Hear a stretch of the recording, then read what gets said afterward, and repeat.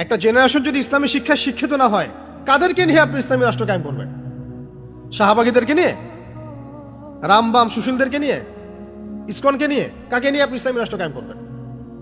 ইসলামী রাষ্ট্র তো কায়েম হবে একটা তাওহীদপন্থী জেনারেশনকে নিয়ে, যারা বুদ্ধিদীপ্ত, যোগ্যতা সম্পন্ন, শিক্ষিত, সাহসী, ধৈর্যশীল ইত্যাদি। তো তাদের প্রথম বুনিয়াদ শিক্ষাই তো হচ্ছে পড়াশোনা। তো সেই পড়াশোনা মাদ্রাসা সীমাবদ্ধ করে দিয়েছেন। আবার সেই মাদ্রাসার পড়াশোনার মধ্যে আবার জেনারেল কোনো সাবজেক্ট ওইভাবে নাই, আছে? নাই। ওটাও একটু একমুখী হয়ে গেল। আর আমাদের যে শিক্ষা, এর মধ্যে ইসলামের বালাই নাই।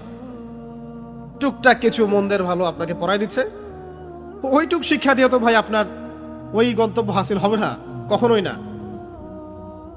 সাহাবায়ে কেরাম রাদিয়াল্লাহু আনহুম আজমাইন এত বড় মানুষ হওয়া সত্ত্বেও সারা দিন রাত নবী সাল্লাল্লাহু আলাইহি ওয়াসাল্লামের দরবারে পড়ে থাকতেন দিন শেখার জন্যে।